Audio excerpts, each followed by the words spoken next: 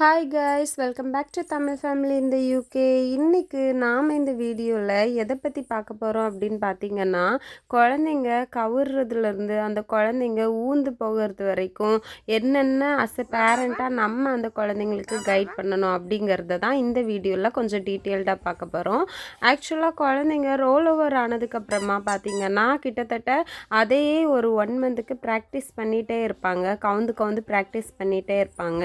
அதுக்கப்புறம் வந்து அந்த குழந்தைங்க யூஷுவலாக கொஞ்சம் கொஞ்சமாக மூவ் பண்ண ஆரம்பிக்கும். ஸோ இந்த டைமில் நம்ம என்னென்ன பண்ணணும் அப்படின்னா, அஸ் யூஷுவல் நான் இதுக்கு முன்னாடி வீடியோவில் சொன்ன மாதிரி நீங்கள் வந்து கொஞ்சம் டம்மி டைம் கொடுத்துக்கணும். அண்ட் நெக்ஸ்ட்டு பார்த்திங்கன்னா, அந்த குழந்தைக்கு நல்ல மசாஜ் பண்ணிக்கணும். கால் கையெல்லாம் நல்லா பிடிச்சு இழுத்து விடணும். அப்படி பண்ணும்போது தான் கொஞ்சம் அந்த மசில்ஸ்லாம் நல்லா ஸ்ட்ரென்தன் ஆகும். அண்ட் அந்த குழந்தைங்களுக்கு மூவ் பண்ணுறதுக்கு கொஞ்சம் ஹெல்ப்ஃபுல்லாக இருக்கும். நல்ல ஸ்ட்ரென்த் கிடைச்ச மாதிரி அந்த குழந்தைங்களுக்கே ஃபீல் இருக்கும்.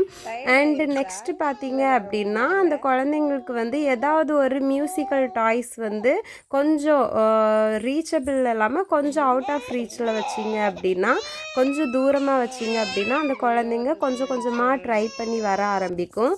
அண்டு ஃபஸ்ட்டு ஸ்டார்டிங்கில் பார்த்திங்கன்னா, அந்த குழந்தைங்க எப்படி அந்த ரோல் ஓவர் ஆன அதே இடத்துல கவுந்த இடத்துலையே ஒரு சுற்றிட்டே இருப்பாங்க அந்த பிள்ளைங்க. ஏன்னா அந்த பிள்ளைங்களுக்கு முன்னாடி வர தெரியாது. காலை ஊனி கையை காலை புஷ் பண்ணி குழந்தைங்களுக்கு முன்னாடி வர தெரியாது. ஸோ அந்த இடத்துல கொஞ்சம் சுற்றிட்டே இருப்பாங்க. அண்டு அதுக்கப்புறம் பார்த்திங்கன்னா, அந்த குழந்தைங்க வந்து செல்ல பிள்ளைங்க அப்படியே ஊறுற பிள்ளைங்க வந்து பேக்வேர்ட்லேயே போயிட்டுருக்கும். ஸோ அதெல்லாம் வந்து இனிஷியல் ஸ்டேஜ் தான். அந்த குழந்தைங்க வந்து அடுத்த ஸ்டேஜில் வந்து தவழ்ந்து வரும் அப்படிங்கிறதுக்கான ஒரு அறிகுறி தான் அது. ஃபஸ்ட்டு அறிகுறி தான் அது. ஸோ இந்த டைமில் தான் நம்ம வந்து அந்த மியூசிக்கல் டாய்ஸ்லாம் கொடுத்தோம். நம்ம வந்து கையில் வச்சு நல்ல அந்த மியூசிக் க்ரியேட் சவுண்டு கேட்டுகிட்டே இருக்கும்போது அந்த குழந்தைங்க இது நல்லா அந்த சத்தம் நல்லா இருக்கே, எங்கேருந்து வருது எப்படி வருதுன்ட்டு கண்டுபிடிக்கிறதுக்காக வேண்டி அதை டச் பண்ணி பார்க்கறதுக்காக வேண்டி அந்த குழந்தைங்க கடகடன் வர ஆரம்பிப்பாங்க. ஸோ இந்த மாதிரியெல்லாம் நம்ம ட்ரை பண்ணோம் அப்படின்னா அது வந்து ரொம்ப ஈஸியாக இருக்கும். அண்ட் அந்த குழந்தைங்களுக்கு கொஞ்சம் ரீச்சபிள், அதாச்சும் ரொம்பவும் தூரமாக இல்லாமல் ரொம்ப பக்கமாக இல்லாமல் கொஞ்சம் ரீச்சபிளாக அந்த குழந்தைங்களுக்கு பிடிச்ச மாதிரியான டாய்ஸ்லாம் வச்சிங்க அப்படின்னா அந்த பிள்ளைங்க கொஞ்சம் கொஞ்சமாக ட்ரை பண்ணும். இந்த வீடியோவில் நீங்கள் அதை தான் பார்த்துட்ருக்கீங்க. என் பொண்ணு வந்துட்டு கொஞ்சம் டாய்ஸ் வந்து அவனுக்கு வைக்கிறா. அவன் அதை பார்த்து வரணும் அப்படிங்கிறதுக்காக வேண்டி அதை எடுக்கிறதுக்காக அவன் ட்ரை ஊறுறதுக்கு ஆரம்பிக்கிறான். அண்ட் இந்த ஸ்டேஜ்லலாம் அவன் வந்து உங்களுக்கு நல்லாவே தெரியும். அஸ் அ பேரண்டாக நீங்கள் எல்லாருமே நோட்டீஸ் பண்ணியிருப்பீங்க. இந்த பிள்ளைங்களுக்கு வந்து எவ்வளோ தான் நம்ம நல்ல நல்ல டாய்ஸ் வாங்கி போட்டாலும் அந்த குழந்தைங்களுக்கு பிடிச்சது இந்த கரண்டி, நம்ம யூஸ் பண்ணக்கூடிய வேறு ஐட்டம்ஸ் தான் பிடிக்கும். கரண்டி, அப்புறம் இந்த மாதிரி தண்ணி டப்பா, இந்த மாதிரி ஐட்டம்ஸ்க்கு தான் அந்த குழந்தைங்க வரும். ஸோ நம்ம ஒரு குழந்த நமக்கு கையிலேருந்து வளரும்போதே நமக்கு தெரியும் எந்த மாதிரி திங்ஸில் வந்து அந்த குழந்தைங்க ரொம்ப கான்சென்ட்ரேட் பண்ணுறாங்கன்னு. ஸோ அந்த திங்ஸ்லாம் நீங்கள் கொஞ்சம் ஃப்ரெண்டில் வச்சிங்க அப்படின்னா அந்த பிள்ளைங்க ஈஸியாகவே கொஞ்சம் கொஞ்சமாக மூவ் ஆகும். அண்ட் நீங்கள் வந்து என்கரேஜ் பண்ணிகிட்டே இருங்க அந்த குழந்தைய வா வா வா அப்படின்ட்டு என்கரேஜ் பண்ணிகிட்டே இருங்க.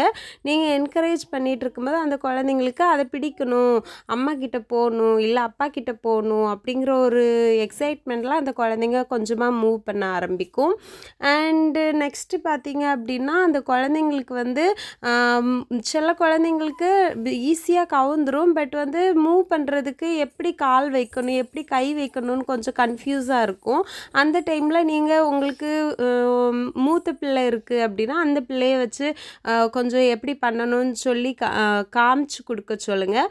அப்படி இல்லைன்னா அஸ் எ பேரண்ட் நீங்களே அவங்க முன்னாடி இப்படி தான் பண்ணணும் அப்படின்ட்டு கொஞ்சம் சொல்லி கொடுங்க. அந்த பிள்ளைங்களுக்கு வந்து நல்ல அது கவனித்து அது மாதிரி ட்ரை பண்ணும். அண்ட் அந்த குழந்தைங்களுக்கு அதே மாதிரி பேலன்ஸ் பண்ணவும் கற்றுக்குவாங்க. அண்டு அதுக்கப்புறம் நம்ம என்ன பண்ணணும் அப்படின்னா, மெயின் இம்பார்ட்டன்ட் திங் என்ன அப்படின்னா, இந்த குழந்தைங்க கொஞ்சம் ஊற ஆரம்பிக்கும்போது நம்ம இந்த குழந்தைங்களுக்கு கஷ்டப்படுத்துகிற மாதிரி, அதாவது எந்த ஷார்ப்பான ஐட்டம்ஸும் எதுவுமே குழந்தைங்கள ஹர்ட் பண்ணுற மாதிரியான எந்த ஐட்டம்ஸுமே அந்த குழந்தைங்க பக்கத்தில் இல்லாமல் பார்த்துக்கோங்க. மோஸ்ட்லி வந்து என்ன ஆகும்னா, இந்த டேபிள்ஸ் இதெல்லாம் இருக்குன்னா அந்த முனையில் தான் குழந்தைங்க இடிக்கிற மாதிரி இருக்கும். ஏன்னா வந்து குழந்தைங்களுக்கு தெரியாது இது வந்து நம்ம தலையில் பட்டுச்சு அப்படின்னா இது நம்மளை ஹர்ட் பண்ணும், நம்ம மேலே பட்டுச்சுன்னா ஹர்ட் பண்ணுன்னு தெரியாது. அவங்க வந்து புஷ்அப் பண்ணும்போது எது ஃப்ரண்ட்டில் இருக்கோ அதில் போய் ஈஸியாக இடிச்சிருவாங்க. ஸோ அதெல்லாம் வந்து ஷார்ப்பான எந்த ஐட்டம்ஸுமே அந்த குழந்தைங்களோட பக்கத்தில் இல்லாத மாதிரி பார்த்துக்கோங்க. அண்டு எல்லா குழந்தைங்களையுமே கொஞ்சம் கேர்ஃபுல்லாக நம்ம வந்து பார்த்துக்கிறது ரொம்ப ரொம்ப முக்கியம். ஏன்னா வந்து ஈஸியாக சின்ன சின்ன ஐட்டம்ஸை கூட வந்து குழந்தைங்க எடுத்து வாய்க்குள்ளே போட்டுரும். ஸோ அவங்களுக்கு ரீச்சபிளில் எந்த ஒரு குட்டி குட்டி பொருளுமே வந்து போடாமல் அதை பார்த்துக்கோங்க.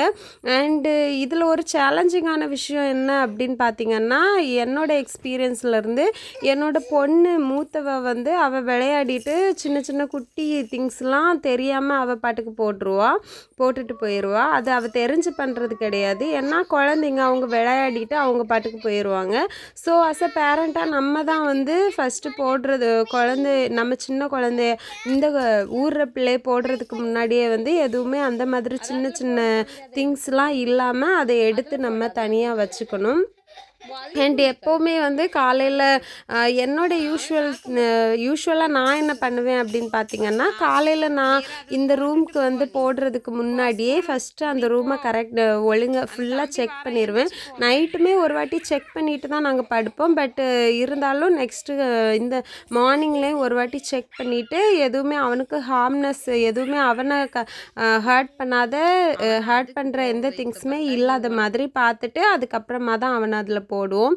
ஏன்னா ஈஸியாக வந்து குழந்தைங்க எடுத்து வாயில் போட்டுரும். இந்த ஸ்டேஜே வந்து குழந்தைங்க எதுனாலுமே எந்த திங்ஸையுமே எடுத்து வாயில் வைக்கக்கூடிய ஸ்டேஜு. ஸோ வந்து நம்ம ரொம்ப ரொம்ப கேர்ஃபுல்லாக இருக்கணும். அண்ட் இதில் நெக்ஸ்ட் இம்பார்ட்டன்ட் திங் என்ன அப்படின்னு பார்த்திங்கன்னா, குழந்தைங்க வந்து ஸ்டார்டிங்கில் உடம்பு, கால், கை எல்லாத்தையுமே தரையிலேயே வச்சு தான் ஊற ஆரம்பிக்கும். அண்ட் அதுக்கப்புறம் வந்து பார்த்திங்கன்னா உடம்பை பிள்ளைங்க தூக்கிட்டு வெறும் கையையும் அண்டு இந்த கால் முட்டியை மட்டும் வச்சு ஊற ஆரம்பிக்கும்.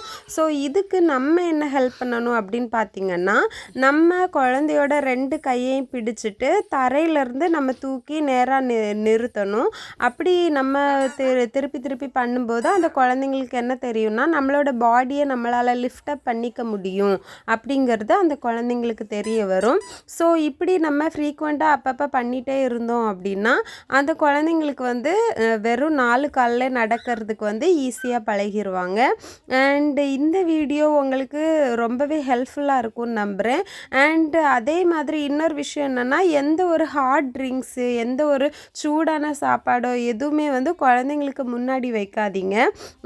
ஏன்னா அந்த குழந்தைங்க வந்து ஈஸியாக வந்து அதை தட்டி விட்டுரும்.